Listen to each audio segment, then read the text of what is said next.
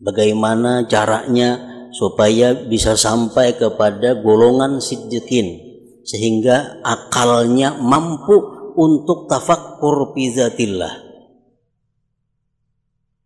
Nah, beliau mengatakan bahwa siddiqin itu adalah merupakan orang-orang yang pada dirinya terhimpun 6 siddiq. 6 kebenaran.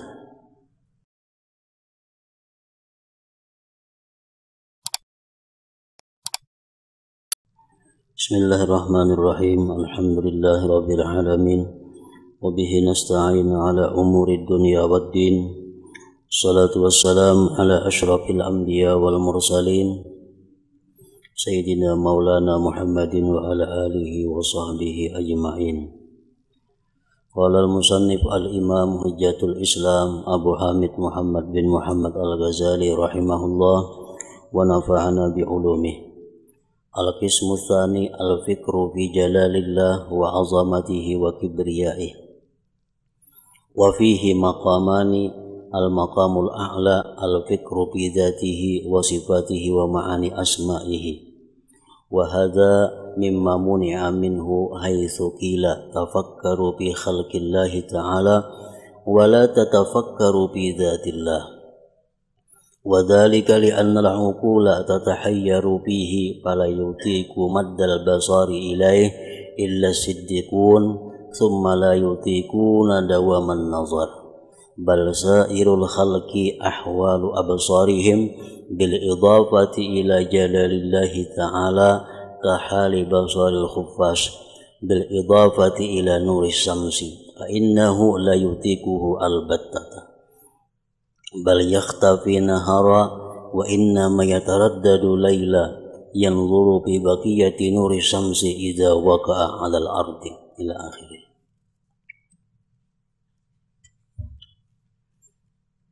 Makna daripada kalamul Imam Al-Ghazali rahimahullah wa nafa'ana bi ulumi. Bagian yang kedua daripada bagian tafakur adalah berpikir tentang keagungan Allah, kebesarannya dan kesombongannya, kibriyai. Sebagaimana telah disebutkan oleh musannif Al-Imam Al-Ghazali bahwa tafakur itu ada 2 bahagian.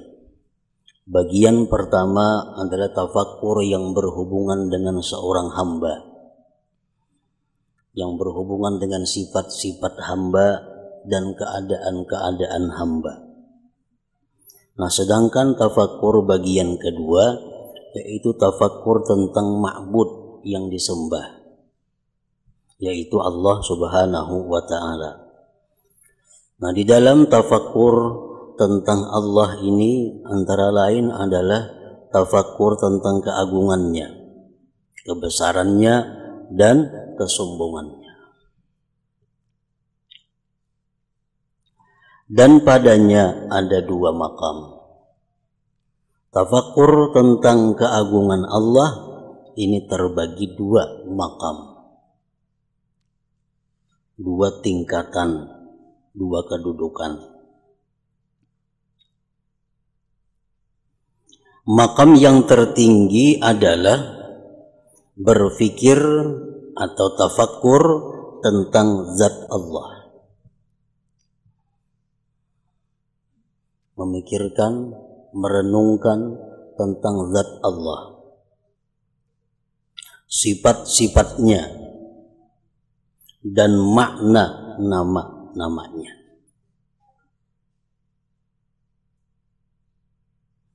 Dan ini termasuk yang dilarang. Ini termasuk yang dilarang.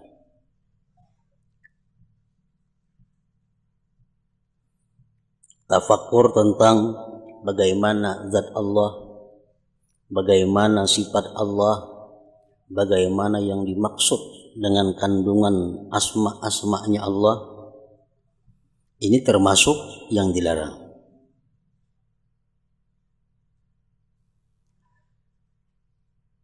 yang mana telah dikatakan berpikirlah tentang makhluk Allah Ta'ala dan janganlah berpikir tentang zat Allah. Tafakkaru fi khalqillah wa la tafakkaru fi dzatillah. Berpikirlah kamu tentang ciptaan Allah, jangan berpikir tentang zat Allah.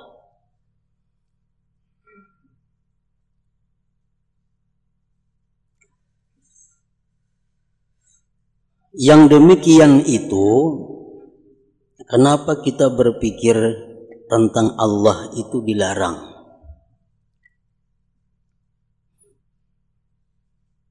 Karena sesungguhnya akal itu bingung padanya.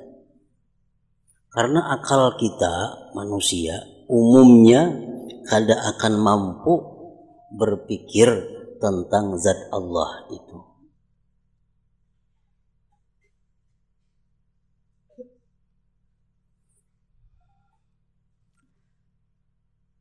Menurut sebagian ulama, sesuai dengan namanya Allah, Allah itu diambil asalnya dari ilah.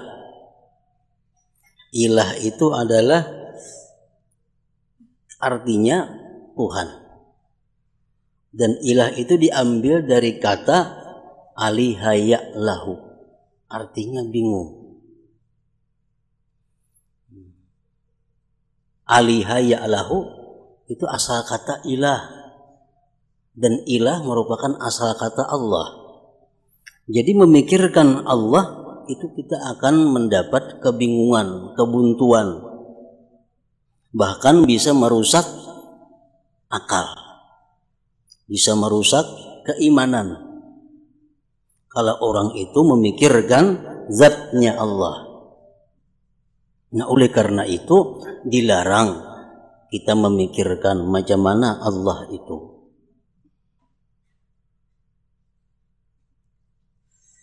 Yang demikian itu karena sesungguhnya akal itu bingung padanya. Maka ia tidak sanggup memanjangkan penglihatan kepadanya.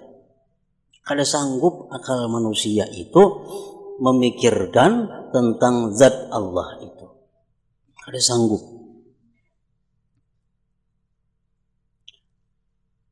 Maka ia tidak sanggup memanjangkan penglihatan kepadanya. Artinya akal kita kada sanggup memikirkan zat Allah itu.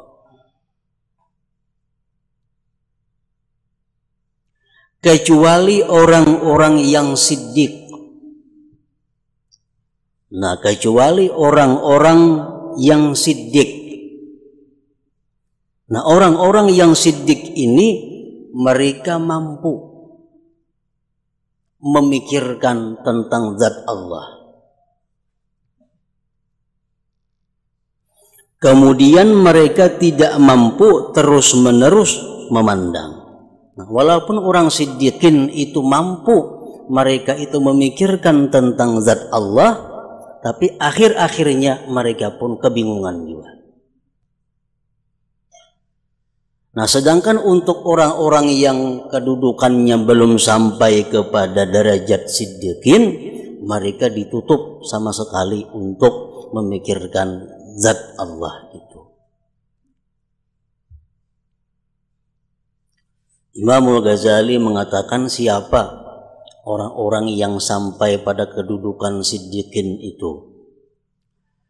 Bagaimana caranya supaya bisa sampai kepada golongan siddiqin sehingga akalnya mampu untuk tafakkur fi zatillah.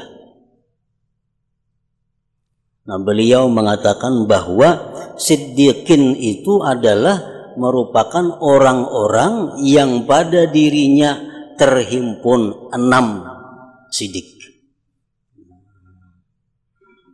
6 kebenaran.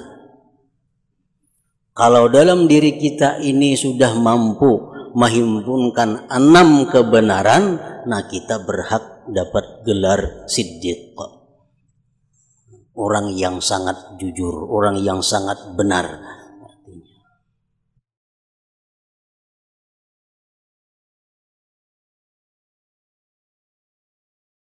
Nah, selama kita belum siddiqin, jangan coba-coba mencari Allah. Jangan coba-coba untuk memikirkan zat Allah. Karena akal kita sangat lemah, akal kita sangat terbatas. Nah, lain hal dengan orang-orang yang sudah pada derajat siddiqin tadi. Jadi Imam Ghazali mengatakan untuk mencapai derajat siddiqin itu diperlukan 6 sidik. Yang pertama kata beliau sidqun bil lisan. Orang itu mesti benar pada lisannya. Artinya perkataan-perkataannya itu dibenarkan oleh agama. Tidak ada keluar dari mulutnya itu perkataan-perkataan yang tidak dibenarkan. Yang tidak dibenarkan.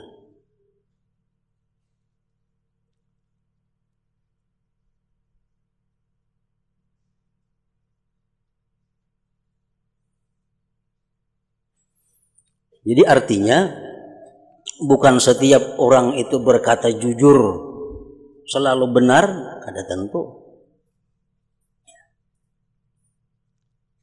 Bahkan ada kadang-kadang kita dituntut untuk jujur dan kadang-kadang kita dituntut untuk tidak jujur. Tapi yang penting agama membenarkan. Bersikap jujur itu wajib. Tapi kadang-kadang ada wajib kita bersikap tidak jujur. Tapi dalam hal-hal yang tertentu. Sidik dalam lisan artinya perkataannya itu dibenarkan oleh agama. Yang kedua, untuk mencapai derajat siddiqun bin niyat. Benar pada niat. Segala sesuatu yang diniatkannya, segala sesuatu yang mendorong inya melakukan sesuatu, motivasi sesuatu itu dibenarkan oleh agama. Jadi niatnya orang ini kadada nang kada dibenarkan oleh agama. Sidqun bin niyat, antara lain contohnya ikhlas. Dalam berbuat sesuatu taat, berbuat sesuatu ibadat dia ikhlas. Itu contoh bagian daripada sidqun fin niyat. Jujur atau benar dalam niatnya. Tidak ada niatnya yang dilarang oleh agama. Yang ketiga, sidqun fil azam. Benar dalam cita-cita. Cita-citanya itu tidak ada cita-cita yang dilarang oleh Allah. Cita-citanya tidak ada yang tidak dibenarkan oleh agama. Apa yang dicita-citakannya di dalam hatinya itu selalu mendapat kebenaran dari agama. Nah, itu sidqun fil azam. Sidik di dalam cita-cita. Yang keempat, sidqun fil wafa bil azam. Benar dalam menunaikan dengan cita-cita. Orang kadang-kadang bisa bercita-cita benar, tapi kayaknya pada praktiknya, kenyataannya kada benar. Nah, ini kada cita-citanya benar dan menunaikan cita-citanya itu pun benar. Dalam hatinya bercita-cita, aku mun berhasil ini, aku akan membaca Al-Quran satu khatam. Dalam hatinya bercita-cita, aku andai kata berhasil ini, aku akan ziarah, aku akan memberi makan orang, atau aku akan menyumbang dalam hati. Nah, itu sudah benar cita-citanya, kebaikan. Nah, begitu kayaknya berhasil, bujur kadanya dalam menunaikan cita-citanya. Ini bukan nazar, kalau nazar sudah nyata wajib. Ini kada nazar, cuma hatinya. Begitu berhasil, apakah inya melaksanakan dengan cita-cita itu? Kalau inya kada melaksanakan, nah ini ngarannya kada jujur dalam menunaikan cita-cita. Kada kawa jadi siddiq, kada kawa jadi orang yang siddiqin. Memang kalau nazar itu diucapkan maka hanya wajib, dalam hati aja belum wajib. Tapi kalau ada dalam hati, kada dipraktikkan pada kenyataannya, itu sudah kada jujur dalam hal menunaikan cita-cita.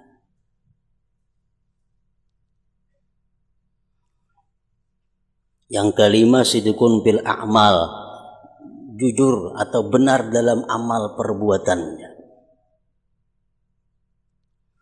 Amal perbuatannya itu sesuai dengan hatinya. Nah, ini yang paling sulit. Amal perbuatan itu sesuai dengan hatinya. Begitu hatinya, begitu mulutnya mengucap Allahu Akbar, hatinya pun mengucap Allahu Akbar. Itu artinya jujur dalam perbuatan. Banyak kita, mulut kita aja mengucap Allahu Akbar, tapi hati kita tidak Allahu Akbar. Berarti amal kita kada jujur. Amal kita kada benar. Dalam sembahyang kita tunduk, kita mengangkat tangan, kita ruku, itu adalah amal-amal perilaku-perilaku orang yang khusyuk. Dalam sembahyang kita Allahu Akbar, tunduk. Ini amalnya bujur, perilaku orang yang khusyuk. Tapi apakah sesuai dengan hatinya seperti itu? Kalau kada sesuai dengan hatinya, berarti ini kada benar pada amalnya. Amal yang benar itu adalah sesuatu yang sesuai antara zahir dan batinnya, hatinya. Nah, yang keenam, sidqun fi maqamatid din, dia jujur, dia benar dalam makam-makam agama. Dia ikhlas, bujur-bujur ikhlas. Dia bertawakal, bujur-bujur tawakal. Dia takut kepada Allah, bujur-bujur takut kepada Allah. Dan seterusnya. Nah, ini 6 hal ini apabila ada dalam diri kita, kita berhak dapat gelar siddiq, orang yang sangat jujur, sangat benar.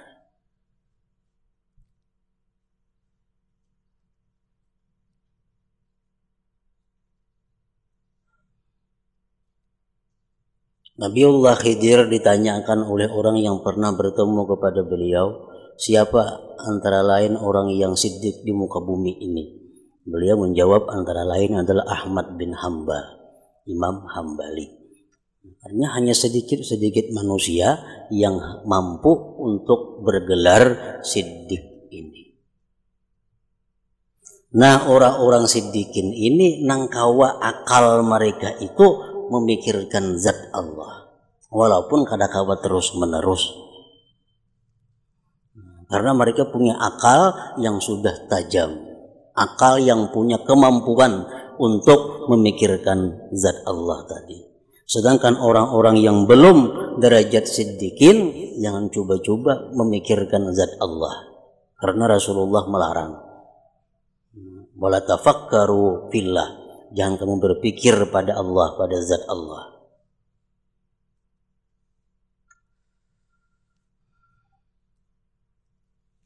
Kecuali orang-orang yang siddiq. Kemudian mereka tidak mampu terus-menerus memandang. Orang siddiq pun begitu mereka tafakur kepada Allah, kemampuan mereka pun terbatas. Balawasan kada kawa juga. Nah, kenapa kita perlu tahu siddiq itu macam tadi, supaya jangan ada dalam hati kita merasa kita ini siddiq. Nah, karena merasa kada tahu, karena kada tahu siddiq itu macam apa, nah, merasa sudah menuntut ilmu, merasa sudah paamal, merasa ibadat, lalu aku ini siddiqin, aku itu termasuk. Nah, jangan sampai macam itu, karena ada ukurannya. Amun sudah 6 hal tadi kawa, ayo mengaku siddiqin.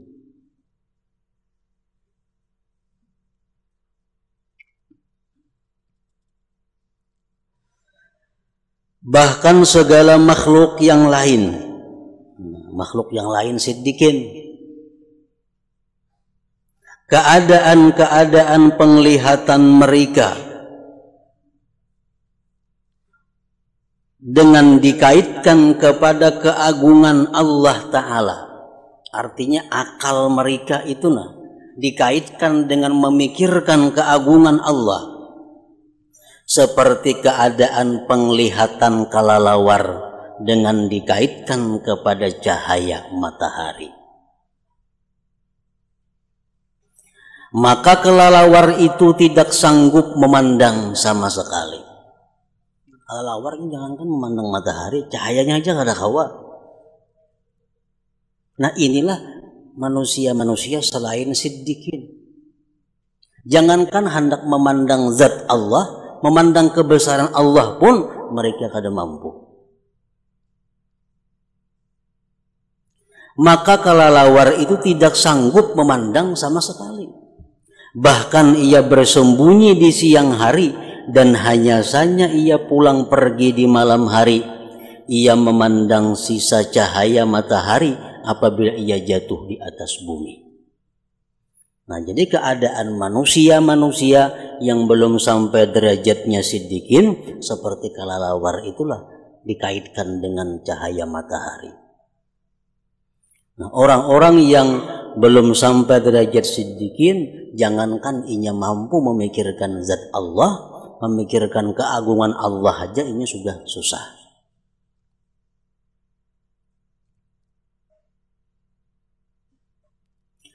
Dan keadaan-keadaan orang siddiq adalah seperti keadaan manusia pada memandang kepada matahari.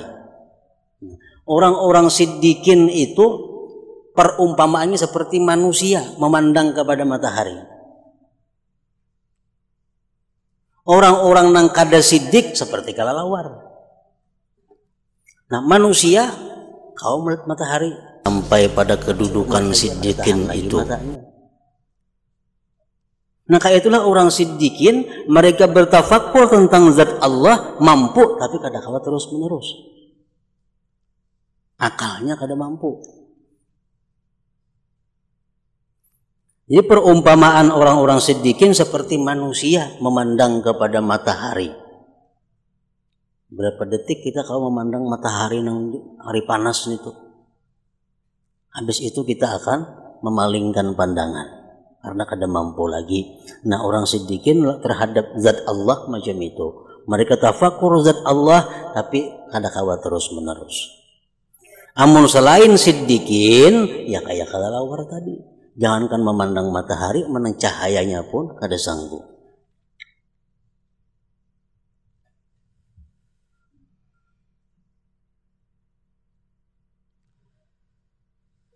Sesungguhnya manusia itu mampu memandang kepadanya matahari. Manusia kalau melihati matahari dan tidak sanggup terus-menerus memandang.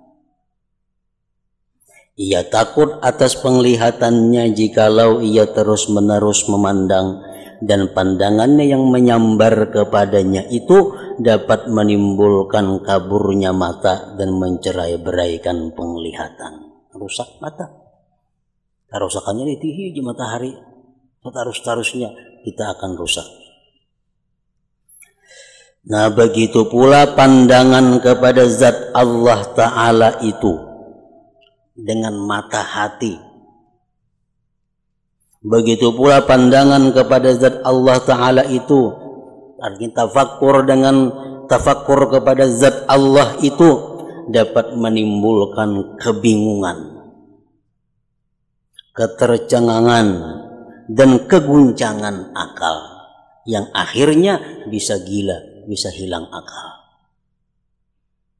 Orang-orang terus yang siddiqin tuh dikarasinya memandang, memikirkan zat Allah, akhirnya bisa hilang akal. Maka itu juga manusia kalau terus menerus memandang kepada matahari, matanya bisa rusak, bisa kabur.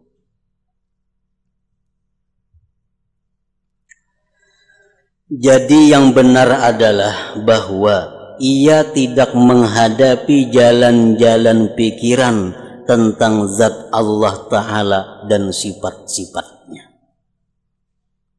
Karena sesungguhnya kebanyakan akal tidak dapat menanggungnya. Bahkan kadar yang sedikit yang dijelaskan oleh sebagian ulama adalah bahwa Allah Ta'ala itu disucikan dari tempat. Nah, kadar yang sedikit saja yang diterangkan oleh ulama tentang Allah itu sudah membingungkan. Misalnya keterangan para ulama, Allah Ta'ala itu disucikan dari tempat. Allah kada bertempat. Dan disucikan dari penjuru dan arah. Allah kada berada di penjuru mana. Dan bahwa Dia Allah tidak di dalam alam maupun di luarnya. Dan Dia Allah tidak bersambung dengan alam dan tidak terpisah dengannya alam. Nah, itu sedikit ya keterangannya tentang Allah. Keterangan yang sedikit tentang Allah. Dia telah membingungkan akal beberapa kaum. Itu pun orang sudah bingung. Kayak apa Allah itu kada bertempat? Di luar alam kada, dalam alam kada, bersambung lawan alam kada, putus kada. Nah, oleh beberapa orang yang lemah akalnya sehingga mengingkarinya, akhirnya mereka kada percaya lawan Allah. Nah, ini maksudnya buta sudah matanya.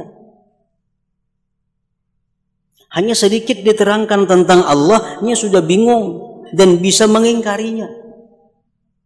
Karena mereka tidak sanggup mendengarnya dan makrifat kepadanya. Nah, apalagi diterangkan tentang Allah selebih-lebih daripada itu. Yang sedikit tadi tentang Allah sudah kita kebingungan, bahkan sebagian manusia ada yang mengingkarinya.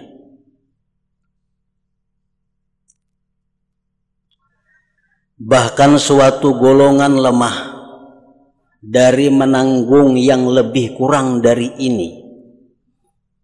Golongan ada yang manusia, ada yang lemah lagi. Ketika dikatakan kepada mereka sesungguhnya Dia Allah Maha Besar dan Maha Tinggi, daripada bahwa Dia mempunyai kepala. Ini dijelaskan kepada orang-orang yang akalnya sangat lemah. Allah Ta'ala itu kada berkepala macam kita. Kaki Allah kada berbatis. Tangan Allah kada bertangan. Dan anggota. Dan bahwa Dia adalah tubuh yang berbentuk. Artinya Allah Maha Suci daripada tubuh yang berbentuk, yang mempunyai ukuran dan kadar. Maka mereka ingkar kepada ini dan menyangka bahwa demikian itu adalah menudai pada kebesaran Allah dan keagungannya. Padahalnya kita menerangkan langkah itu mencela Tuhan. Tuhan itu kada berkepala, Tuhan itu kada bertangan berbatis. Padahalnya kita mencela Tuhan. Nah, itu orang-orang yang akalnya sangat lemah dalam mengenali Allah. Sehingga sebagian orang dungu dari orang awam berkata, ini adalah buah semangka dari India. Dipadahkan Tuhan itu kada berkepala, kada berbatis, kada bertangan, kada berparut. Itu artinya buah semangka dari India, jadi lain Tuhan itu. Bukan sifat Tuhan. Nah, karena dugaan orang yang patut dikasihani bahwa keagungan dan kebesaran adalah pada anggota-anggota ini. Karena ia menganggap bahwa kebesaran itu di anggota-anggota andaknya. Makin orang itu tampan, makin orang itu gagah, makin orang itu kuat, makin besar. Itu pikirannya kayak itu.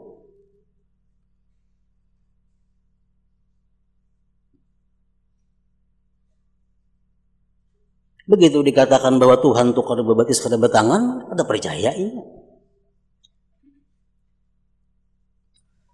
Karenanya mengukur kemuliaan, kebesaran pada anggota-anggota itu. Dan ini karena manusia tidak dapat mengetahui kecuali dirinya, lalu ia tidak memandang besar kecuali dirinya.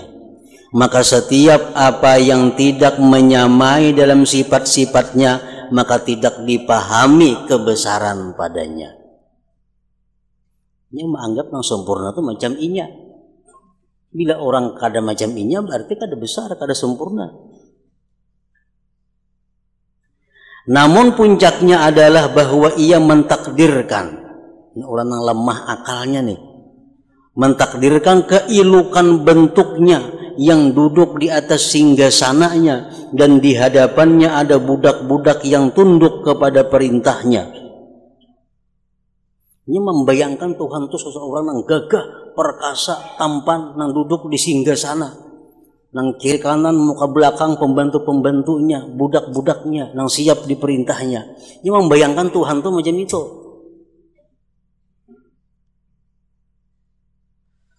Nah, maka tidak boleh tidak bahwa puncaknya adalah ia menentukan yang demikian itu pada hak Allah yang maha tinggi lagi maha suci, sehingga ia dapat memahami akan kebesaran.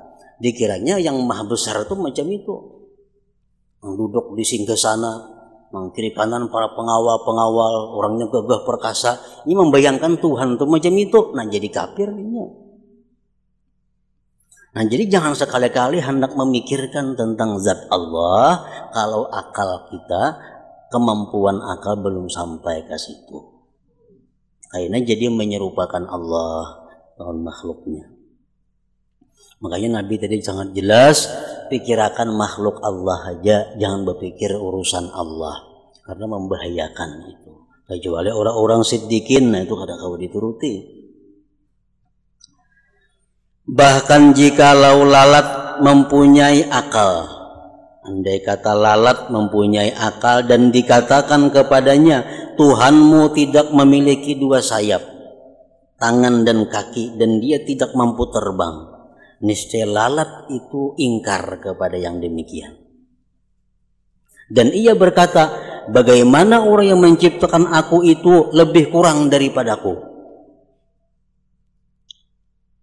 Apakah dia terputung sayapnya, atau dia lumpuh tidak mampu terbang, atau saya mempunyai alat dan kemampuan yang dia tidak mempunyai seperti itu, sedangkan ia orang yang menciptakanku dan membantuku? Ini andai kata lalat tuh diberi akal inya. Padahal Tuhan ikam tuh kada bersayap, Tuhan ikam tuh kada tarabang, Tuhan ikam tuh kada macam itu. Ini ingkar lalat itu inya. Kayak apa Tuhan yang mencipta aku, taharat aku jadi lalat? Nah kada mau. Ini dipikirkannya bahwa nang harat tuh macam inya. Mengkawa tarabang, bersayap. Dan akal kebanyakan manusia itu dekat kepada akal ini lalat. Dan sesungguhnya manusia sangat bodoh, bersangatan zalim, lagi sangat kufur. Karena menganggap bahwa kebesaran Allah itu macam kebesaran manusia.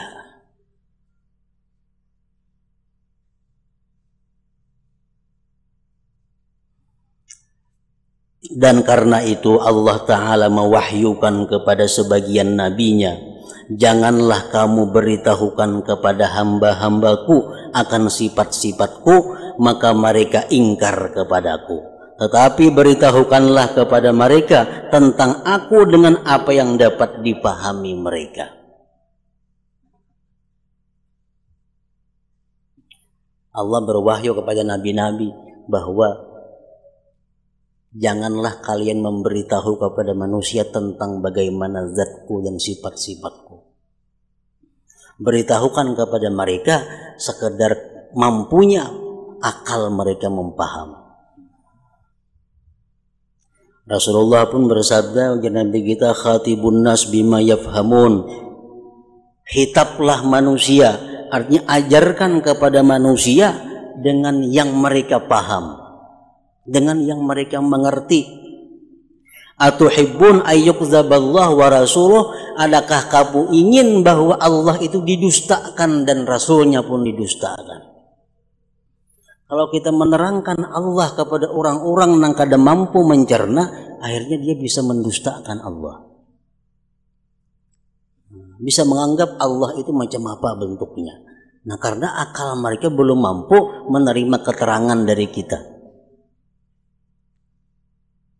Nah, makanya Nabi menutup pintu, jangan sekali-kali berpikir tentang Allah. Karena kebanyakan manusia akalnya kada mampu. Dan manakala memikirkan pada zat Allah Ta'ala dan sifat-sifatnya itu dipandang bahaya dari segi ini, maka adab syara dan kebaikan pada makhluk menuntut agar tidak menghadapi jalan-jalan pikiran padanya. Kalau sudah tahu memikirkan zat Allah itu bahaya, jangan mengarah ke situ. Tetapi kita berpindah kepada makam yang kedua, yaitu memikirkan perbuatan-perbuatan Allah. Nah, itu aja yang dipikirkan. Pikirkan af'al Allah,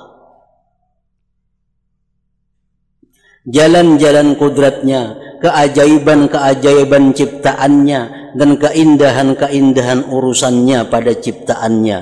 Sesungguhnya semua itu menunjukkan kepada keagungannya, kebesarannya, maha sucinya, dan maha tingginya. Kalau kita memikirkan tentang ciptaan Allah,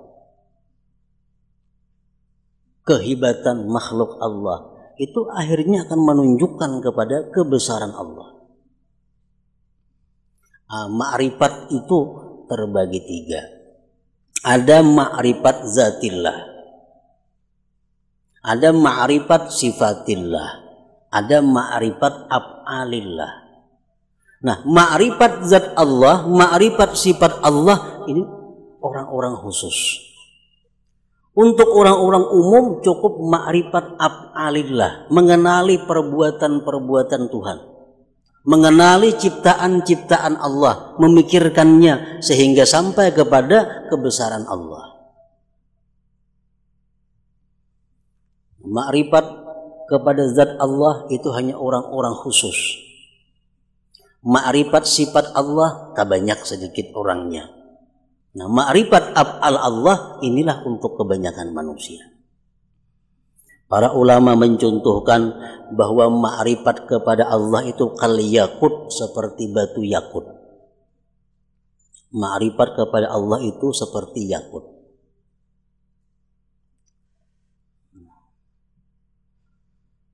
Ma'rifat zat Allah, mengenali zat Allah itu kal yakutil ahmar, seperti yakut merah. Ini paling hebat batu, paling mahal batu. Hanya orang-orang tertentu yang bisa memiliki yakut merah itu. Nah, ini laksana ma'rifat zat Allah. Ma'rifat sifat Allah, mengenali sifat Allah itu kal yakutil akhab, seperti yakut yang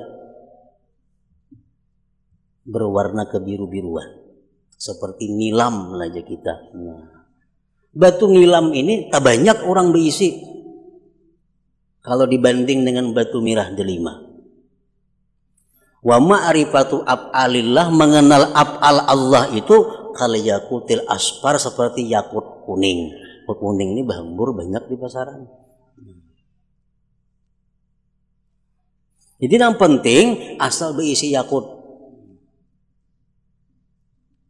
Kadang-kadang manusia ada yang kadang-kadang di yakut ingin ngaleh.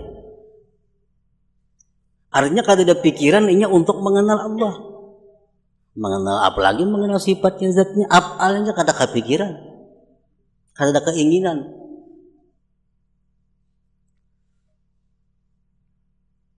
Nah, jadi mengenal fi'il Allah itu kayaknya membawa kita kepada mengenali sifat-sifatnya. Sifat-sifatnya membawa kepada mengenali zatnya.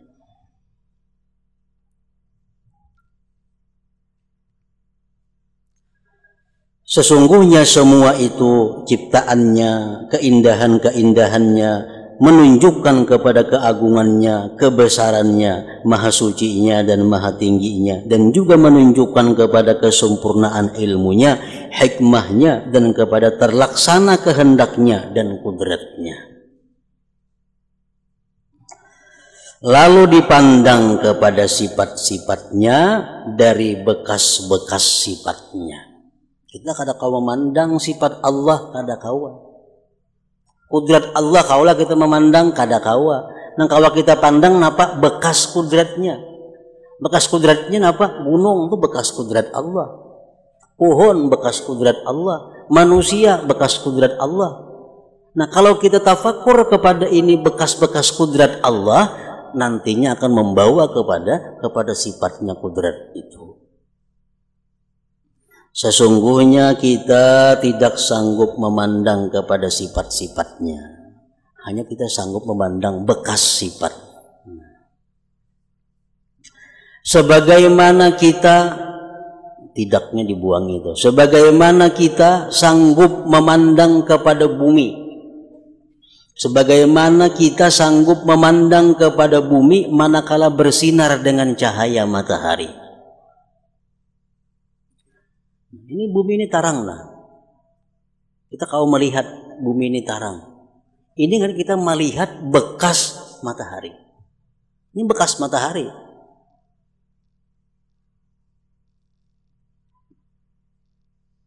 Dan kita mengambil dalil dengan demikian itu atas besarnya cahaya matahari. Luar biasa hebatnya ganalnya matahari itu. Sabumian ini tarang.